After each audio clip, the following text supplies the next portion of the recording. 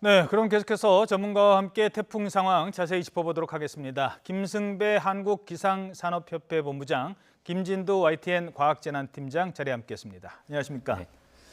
자, 일단 태풍이 지금 위치한 곳과 앞으로 어디로 빠져나갈 것인지부터 말씀해 주시죠. 원래 당초 예상으로는 서귀포 쪽, 그러니까 제주도 서쪽으로 북쪽으로 올라왔어야 되는 상황입니다. 예. 그러니까 제주도는 태풍의 영향권에서 벗어나야 될 상황인데 원래 예상했다면 이 시간은 속도가 너무 느려졌습니다. 예. 그러니까 당초 한 시속 16km 정도 속도로 북진을 하다가 시속 7km 절반 이하로 떨어져 버렸거든요. 그래서 오전 중에 벌써 벗어나야 될 제주도가 계속해서 영향을 받고 있고 아까 그림을 보니까 이게 이제 마지막 그 제주도와 거의 비슷한 위치에서 마지막으로 굉장히 강한 비바람을 지금 서귀포 상황이요. 예. 퍼붓고 있는 그런 상황으로 보여지고요. 예. 시속 7km 속도로 북진하고 있기 때문에 앞으로 한두 시간 정도, 그러니까 오전 중에는 제주도는 태풍의 영향권 아니 후면 쪽에 이제 놓이게 돼서 태풍의 아주 강한 비바람은 좀 잦아들 것으로 예상이 되고 있습니다. 예. 여전히 이제 그 뒤에는 서해로 진입을 하게 되는데 그렇겠죠. 앞서서 목포 쪽 이야기가 나왔습니다만 목포를 근처를 통과하는 것은 오후 6시에서 8시 사이 그 정도쯤으로 통과를 해서 상륙하는 거를 오늘 자정쯤 충남 보령 부근에 상륙을 할 것으로 예상을 했었는데 예. 시간도 조금 늦춰졌습니다. 이동 속도가 워낙 느리기 때문에 내일 새벽 3시 정도쯤 돼야지 충남 보령에 상륙할 것이다.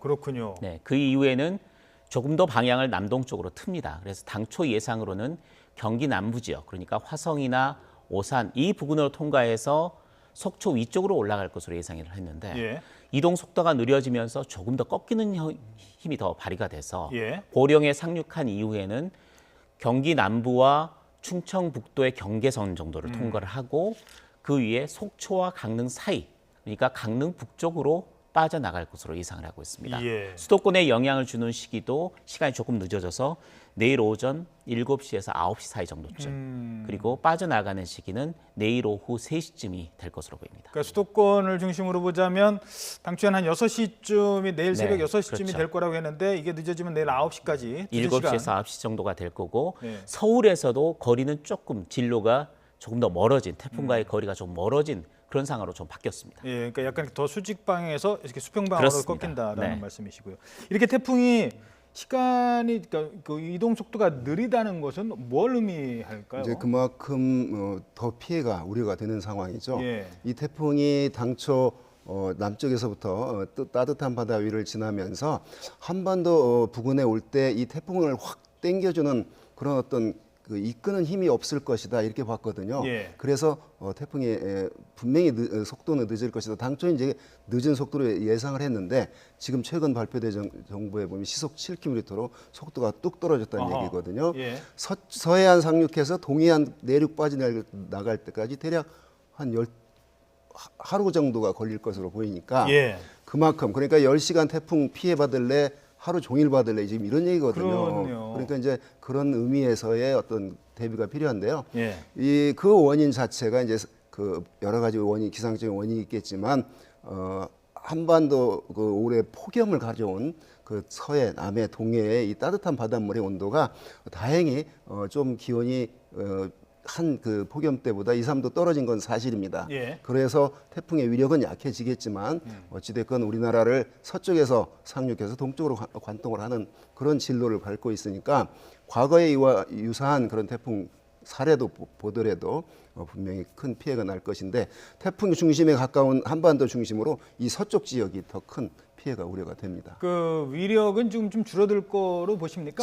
지금 이 순간에도 그 태풍의 위력은 좀 떨어지긴 했거든요. 예. 그 중심 부근에 태풍의 이제 위력이 중심 부근에서 부는 그런 어떤 바람의 속도 또 동반된 그 반경 이런 건데 급격히 쇠약해지지는 않았지만 지금 위성 영상으로 보면 분명히 약해지고 있는 건 사실입니다. 예. 그런데 약해졌어도 태풍은 태풍이죠. 그래서 우리나라를 통과할 것으로 예상이 되니까 이 태풍이 갑작스럽게 한두 시간 사이에 확 힘을 잃거나 이제 이럴 가능성이 낮기 때문에 약해지면서 우리나라를 지나더라도 큰 피해가 예상이 되는 거죠. 예. 그 태풍이 왜 바람이 강한 태풍이 있고 비를 많이 뿌리는 태풍이 있는데 현재까지 이뭐 쏠리 아직 뭐 그 영향을 더 겪어봐야 됩니다만 어떤 태풍으로 지금 예상하세요? 보통 서해상으로 진출하는 태풍은 비보다는 바람이 더 강했습니다. 그 피해가 더 심했는데 예. 이번 쏠릭은 다릅니다. 어. 비와 바람이 다 강합니다. 예. 제주도가 지금 태풍에 가장 먼저 그 직접적인 영향을 받았는데 제주도의 분 바람 자체가 제주도 진달래밭에 초속 62m의 폭풍이 감지가 됐습니다. 예. 62m, 초속 62m라면 기상 관측 사상 두 번째로 강한 바람입니다. 그러니까요. 2년 전에 속초 부근에서 63m가 넘는 폭풍이 감지가 됐었는데 지금 저희 시청자 제보 화면인가요? 지금 보시면 사람이 지금 서 있질 못합니다. 여기가 지금 어디? 좀 평지로 보여지고요. 네. 저 지역이라면 저 정도의 바람이라면 초속 30에서 40m 정도쯤으로 예상이 되고 있는데 그거보다 두 배는 강한 바람이 그 한라산 정상 부근인 진달래밭에서 감지가 됐다고 보시면 되고요. 자, 이거 제가 잠시만요. 근데 이거 화면을 보면요, 이건 아예 나무가 뿌리가 뽑혔습니다. 뿌리채 충분히 뽑힌. 뽑히는 상황이죠. 이게 아마 제주도 지역 상황인 것 같은데요. 뭐 도로에 있는 나무가 저렇게 뽑혔고 서귀포 지역 주변이라고 합니다. 자, 그리고 앞서 그 사람 서 계신 거 그거 좀 다시 한번 봤으면 하는 좋겠는데요. 지금 보시면 이게 그 바닷가 근처인 것 같습니다. 네, 그렇죠. 예, 저 뭐 사람이 저희 거의 이렇게 움직이지도 못하고 밀려나가는 겁니다. 아까 말씀하신 것처럼 60m면 제가 이건 좀 너무 단순한 계산입니다만 시속으로 따지면 이게 218km더라고요. 그렇죠. 그 정도 됩니다. 예, 물론 이 바람의 속도를 시속으로 재기는 좀 그렇습니다만 어찌됐든 저 정도입니다. 자, 근데 지금 YTN에 제보를 해주셨는데 좀 죄송한 말씀 제가 하나 드리겠습니다. 지금 저런 영상이 지금 어느 정도 상황인지는 알겠는데요. 저 영상 촬영한다고 주변에 가시면 안 될 것 같습니다. 지금 저희 취재 기자도 저기서 지금 이미 대피를 하고 있는 상황이거든요. 저 정도면은 시설물들이 많이 바람에 날릴 겁니다. 예. 바람에 날려서 사람이 다치거나 죽는 경우까지 생기기 때문에 그럼 주변을 살피셔야 될 상황이고 좀 위험합니다. 저런 정도 상황이라면 대피해 계시는 게 훨씬 낫습니다. 예, 요거는 이제 공사장의 모습입니다. 지금 나뭇가지가 흔들리고 저 이제 철골 구조물이 이제 떨어질 것처럼 흔들리는 모습도 볼 수 있고요. 아예 그 신호를 나타내는 그 빨간색은 지금 이제 전력 공급이 불안정하다 보니까 깜빡깜빡하고 있는 모습도 볼 수 있습니다. 바람 소리도 아주 세차게 들리고 있습니다. 바람을 말씀을 드렸는데 비도 굉장히 많이 왔습니다. 지금 한라산 정상 부근에는 700mm 가까운 비가 하루 사이에 내렸거든요. 예. 그러니까 이번 태풍은 비, 바람 둘 다 강하다. 내륙에 상륙했을 때는 분명히 지금보다는 세력이 좀 약화되긴 하겠지만 예. 상륙하는 시점에서는 강한 중형급 태풍, 그러니까 중심 부근에 초속 35m 이상의 강한 바람을 동반한 예. 굉장히 넓은, 굉장히 센 외력의 태풍이 상륙할 것이다라는 것을 염두에 두셔야 합니다. 이게 지금 제주도의 엉또 폭포라고 하는데요. 평소에 그 물이 그렇게 많은 곳이 아닌데 지금 수량이 보십시오. 엄청나게 수량이 늘었죠. 갑자기 급격히 늘었습니다. 저 밑에 계신 분들은요. 불과 한 10분, 20분 만에 물이 확 올라옵니다. 그런 상황들을 대비를 해야 되기 때문에 계곡 같은 곳은 잘 좀 피하는 게 좋겠다라는 제주도에서 말씀. 사망자가 난 상황이 이런 상황이었습니다. 예. 폭포 밑에서 실종된 상황이었죠. 예, 지금 YTN을 통해서 많은 분들이 제보를 해주고 계십니다. 고맙습니다. 근데 제가 한 가지 다시 한번 말씀을 드리면 저 정도 화면이면 됩니다. 너무 좋은 화면 뭐 촬영하겠다고 위험한 곳 가지 마십시오. 지금은 안전이 우선입니다. 더 좋은 제보 주시지 않아도 좋습니다. 자, 이 지금 상황을 이렇게 지켜보니까요. 계속 그 비의 양 때문에 이게 계속 머물러 있는다면 네.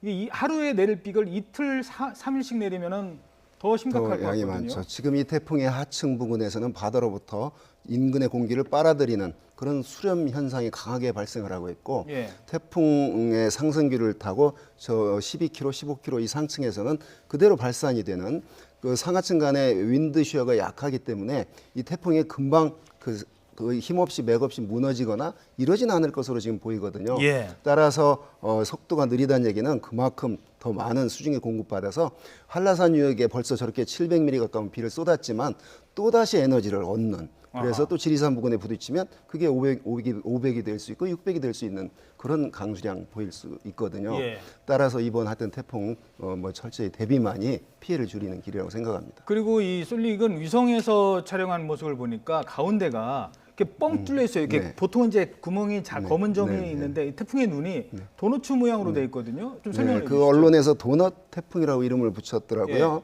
그 태풍이 발달한 태풍은 중심 부근에 눈이 뚜렷이 보입니다. 거기는 무풍지대가 되죠. 그게 한 10km에서 20km 정도 태풍 그 중심에 큰 기둥같이 생겨 있는데 이번 도넛 태풍이 한참 발달했을 때 뚜렷하게 그 직경이 한 100km 정도 달하는 그런 정도의 건데 그거는 뭐 그만큼 그 어떤 회전력 힘이 강했다는 얘기죠. 사실은 초대형의 슈퍼 태풍, 힘이 강한 태풍일수록 중심 부근에 그 크기에 상관없이 뚜렷한 그런 그 중심이 생기는데 이 태풍은 그 정도까지는 아니면서 이례적으로 제가 본 태풍 중에서도 그 중심 그 태풍의 눈이 상당히 컸거든요. 자, 그런 면에서 어찌 됐건 그 태풍의 눈이 생기는 거는 태풍의 중심 부근에 그 회전이 강하면 강할수록 그래서 생기는 거기 때문에 이번 역시 그 도넛 태풍이라고 이름 붙여진 이 솔릭 역시 그러한 면에서 강하게 발달한 그 강도가 강한 태풍이다. 이건 틀림없습니다. 예, 알겠습니다. 지금 화면 오른쪽에 보면 각 지역별, 전국 지역별 풍속이 나오고 있습니다. 바람이 어느 정도 센지 비교 참고하시면 좋을 것 같습니다. 자, 바람이 세면 어느 정도일까요? 저희 주식기자 리포트를 좀 보도록 하죠. 태풍 솔릭이 최고 초속 50m 강풍을 동반하고 있는데요. 내륙에는 40m 안팎의 강풍이 불 전망입니다. 어느 정도 이력인지 안윤학 기자의 보도 먼저 보시겠습니다. 집채만한 파도가 방파제를 집어삼킵니다. 간판이 떨어지고 가로수가 뽑혀나가는 것은 물론 가로등도 엿가락처럼 휘어졌습니다. 초대형 태풍이 몰고 온 바람이 휩쓸고 간 흔적들입니다. 이런 태풍으로 인한 바람의 위력을 실험을 통해 알아봤습니다. 시간당 100mm의 폭우가 내리는 상황에서 초속 10m의 바람이 불면 우산을 들고 있기가 어렵습니다. 초속 20m가 되자 길을 걷는 것도 힘들어집니다. 여성 실험자의 경우 바람에 의해 뒤로 밀리기까지 합니다. 초속 40m의 폭풍으로 바뀌자 비와 상관없이 몸을 가누는 것은 물론 숨 쉬는 것도 어려워 보행이 불가능해집니다. 자동차 안이라고 해서 안전한 것만은 아닙니다. 시속 70km로 달릴 경우 와이퍼를 아무리 작동해도 앞이 보이지 않습니다. 시속 70km 이상이 되면 태풍의 영향권 안에 들어왔을 경우 전방 시야를 확보하기 어렵기 때문에 가급적 비상등을 켜시고 서행하면서 가까운 주차장이나 휴게소로 대피하는 것이 가장 안전합니다. 6년 만에 한반도에 상륙한 태풍 솔릭은 초속 40m 안팎의 강풍을 동반하고 있습니다. 태풍 영향권에서는 외출을 자제하고 바람에 취약한 시설물 점검을 철저히 하는 것이 무엇보다 중요합니다. YTN 안윤학입니다. 예, 아무래도 이제 일반인들 입장에서는 태풍을 느끼는 거는 바람이 강하게 불 때인데 이 시간대를 아까 이제 내일 서울 같은 경우는 아침 9시, 7시에서 9시 사이라고 했는데 다른 지역 예를 들어서 보령이다. 뭐 이러면 어느 시간대가 되겠습니까? 우선은 태풍 진로를 따라서 한번 전망을 해보겠습니다. 태풍이 제주를 지나서 가장 가까이 근접하는 지역이 목포. 그다음 군산, 그다음 보령에 상륙을 하고 그 이후 경기 남부 지역을 지나서 강릉 북쪽으로 통과를 하게 됩니다. 이게 오늘부터 내일 오후까지의 지금 진로입니다. 상황을 보면 우선은 목포 지역 같은 경우에는 이동 속도가 굉장히 느려졌기 때문에 오늘 저녁 6시부터 9시 정도, 그리고 그게 군산으로 올라갔을 때는 9시부터 자정까지, 그리고 보령에 상륙하는 시기쯤으로 봐서는 자정에서부터 상륙을 하기 때문에 오전 새벽 4시까지, 그리고 수도권에 근접했을 때는 수도권 경기 남부 지역이나 충청도 지역이 지금 위험권에 들어가게 되는데 그것은 오전 7시부터 10시 정도까지는 주의를 기울여야 됩니다. 이게 해상에 있을 때는 계속 에너지를 받잖아요. 네, 맞습니다. 그런데 이게 육지로 오면 조금 약해지나요? 보령에서부터 이제 에너지를 이렇게 쏟아내기 시작하면서 내륙을 지나면서 에너지를 빨리 소비를 하기 때문에 속도는 조금 빨라집니다. 속도는 좀 빨라지면서 이동하는 속도가 그래서 내륙을 관통하면서 지나가고 강릉 북쪽으로 통과하는 게 내일 오후 3시쯤이기 때문에 새벽 3시부터 오후 3시, 그러니까 12시간 동안 내륙을 관통한 걸로 지금 봐야 되거든요. 그러니까 그런 시기, 위치에 따라서 오른쪽은 더 위험하고 왼쪽 이런 상관이 없이 진로에 경로에 속해 있는 좌측과 우측 모두 굉장히 대비를 해야 됩니다. 마지막 빠져나갈 때도 굉장히 중요합니다. 어허. 강릉 북쪽으로 통과할 빠져나가는 시기가 내일 오후 3시부터이기 때문에 3시부터 6시 그리고 하나 더 주의해야 됩니다. 빠져나간다고 하면 예. 그때부터 울릉도 독도가 영향권에 듭니다. 그렇군요. 그때 울릉도 독도가 빠져나가는 거는 내일 저녁 늦게까지 봐줘야 됩니다. 예. 자, 이게 우리가 이제 이게 어느 정도나 될까 하면 지나간 태풍을 네. 한번 비교를 해보면 잘 알 수 있을 것 같은데 태풍 곰파스였죠, 그러니까 2010년 때. 이 솔릭과 유사한 경로였죠. 예. 서해상 지난 과거 태풍을 보면 2000년도에 그 유명했던 포라피론 예. 있었고 또 그 곤파스, 예. 볼라벤 등등 있었는데 가장 유사한 그 형태 진로를 밟고 있는 게 지금 곤파스라고 보여집니다. 예. 자연현상은 자연현상은 똑같은 게 그대로 재현되지는 않지만 그래도 과거 보면은 곤파스 때 사망자가 6명 생겼었죠.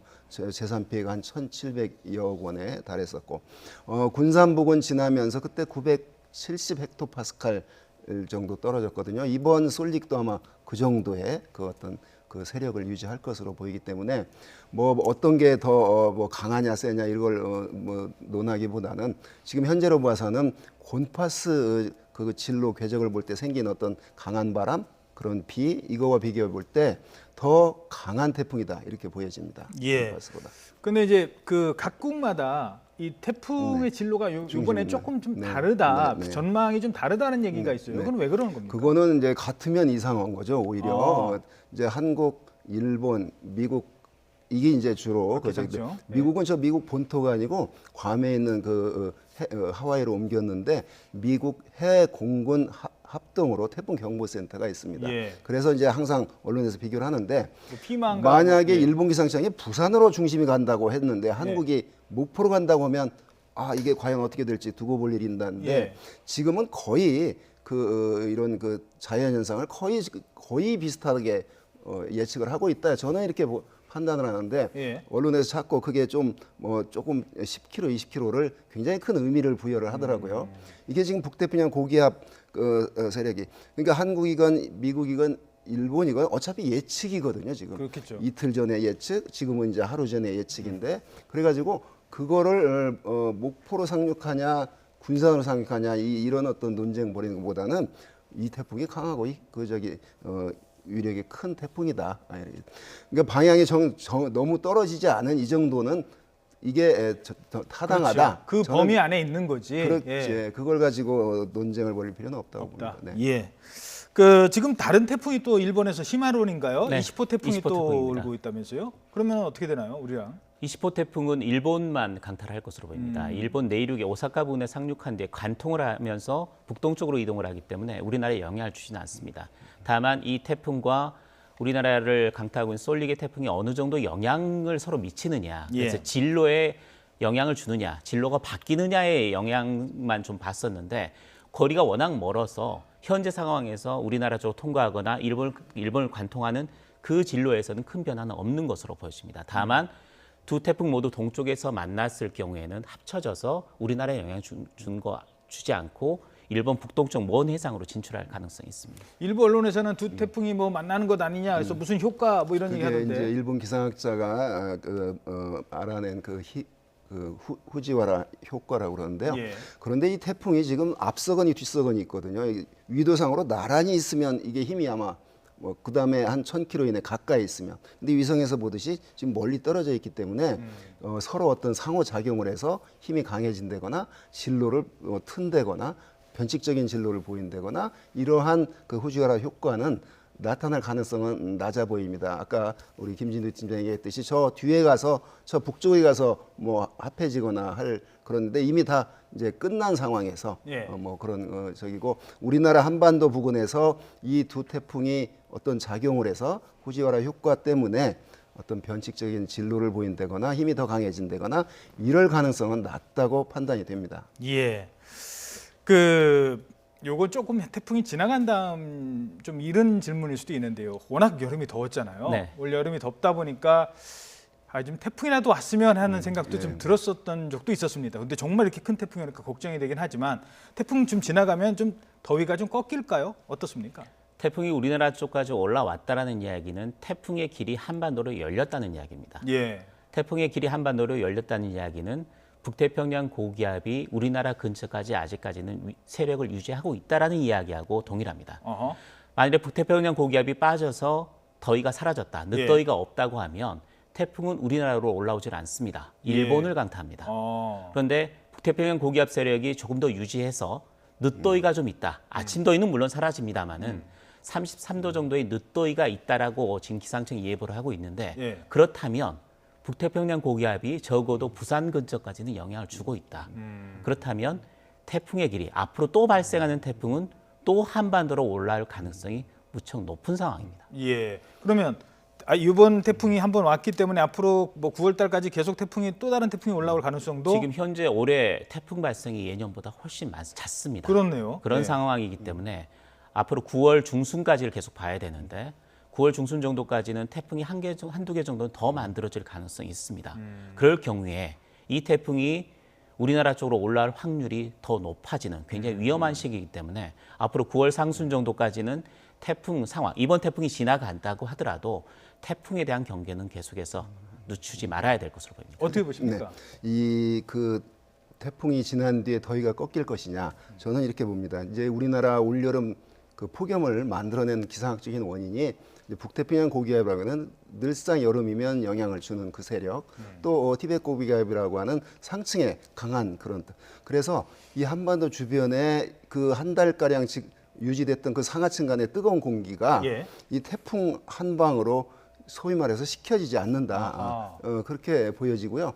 그래서 일시적으로 비 때문에 기온은 하강이 되지만 사실은 이 태풍 뒤에 따라줘야 될 게 북쪽에 제트기를 타고 서늘한 공기가 내려와 줘야 되거든요. 서늘한 공기가 내려서 이 태풍하고 부딪히면 지금보다도 더 어마어마한 비가 예상이 되는데 이번 비는 순수 그냥 태풍 자체 에너지만 쏟을 것 같아요. 그래서 북쪽에서 찬 제트기류 강한 기류를 끌어내리지 않는 한 사람들이 느끼는 선선함은 당분간 느끼지 못할 것으로 보입니다. 아까 말씀드린 그 북태평양 고기압 세력이 그대로 여전히 존재를 하고 있고요. 그래서 태풍 지나간 뒤에 물론 그 폭염 때 효자 태풍인데 사실은 태풍이 효자가 될 수가 없죠. 그런데 이번에 이 태풍마저 만약 인명피해 줄이면 재산피해 최소화하면 굉장히 큰 이득을 주거든요. 그 거의 여름 내내 비가 안 왔었잖아요. 그래서 9월, 10월, 내년 1, 2, 3까지 굉장히 걱정을 했었는데 이 물 부족 때문에 그 물을 공급해주고 그런데 이제 저 동쪽 같은 경우는 이번 그 태풍의 반경 그 권에서 멀기 때문에 또 비가 그렇게 많이 딴 서쪽보다는 안 올 것으로 보여서 영남 지방. 네, 그래서 이 태풍이 가져다주는 그런 이득이 바닷물 흔들어 놨고요. 바닷물을 또 식혀주는 효과가 있었어요. 올 폭염에 굉장히 크게 기여한 게 우리나라 바닷물의 온도가 평년보다 3 내지 5도가 높았거든요. 뭐 녹조 얘기 바다에서 내뿜는 그 열기도 상층의 뜨거운 공기 못지않게 이번에 바다 상하층이 다 우리나라를 공격했기 때문에 이 엄청난 기록적인 폭염이 됐다고 보는데 이 태풍으로 인해서 바닷물이 이제 좀 더 식으니까 대기로 내뿜는 뜨거운 공기도 그만큼 줄어들게 되고 또 아까 말한 큰 열 공기 덩어리 속에 이만큼 마당에 물 뿌린 격에 그런 그 냉각 효과도 있으니까 그럼에도 불구하고 하여튼 33도 정도 또 열대야 일부 나타나는 그런 더위는 태풍이 지나간 뒤에도 이어질 것으로 보입니다. 시간이 많지는 않습니다만 한 1분 정도 드려야 될 것 같습니다. 이제 태풍이 왔을 때 항상 저희들이 전한 뉴스 있지 않습니까? 뭐 어떻게 하다가 피해를 당했다. 피해를 좀 덜 볼 수 있는 방법 어떤 게 있을까요? 태풍이 우선 들어왔을 경우에는 상륙하는 인근에서는 외출을 자제하는 게 가장 좋습니다. 외출을 자제해야 되고 부득이 외출을 해야 된다면 상황을 주변 날아다니는 물건들이 없는지를 조심해야 됩니다. 대부분의 사상자가 비산하는 물체들에 맞아서 죽는 경우가 많습니다. 그렇기 때문에 그런 부분 조심해야 되겠고요. 가로수가 많은 지역에서는 강풍에 가로수가 부러지면서 또 사고가 날 가능성도 상당히 높습니다. 그래서 가로수가 많은 지역에서는 상황을 잘 살펴서 오히려 차들이 없다면 좀 먼 쪽으로 가운데 길로라도 좀 떨어져서 이동하는 게 가장 좋고요. 그렇죠. 감전의 위험도 있는. 감전의 위험도 있기 때문에 가로등 근처 부러지면서 그런 사고가 나는 경우가 많기 때문에 되도록이면 가로등 그 부분도 좀 피해서 이동하는 게 인명 피해를 줄일 수 있는 가장 좋은 방법입니다. 그렇죠. 이 바람이 강하게 불면 그 물체에 의해서 부상을 당하거나 심지어 사망을 당할 수도 있기 때문에 아까 초속 60m라고 했잖아요. 시속 따지면 218km입니다. 유현진 선수 던지는 공이요 150입니다. 뭐 그 단순 비교는 좀 아닙니다만 조심해야 될 것 같습니다. 김승배 한국기상산업협회 본부장, 김진도 YTN 과학재난팀장이었습니다. 두 분 고맙습니다.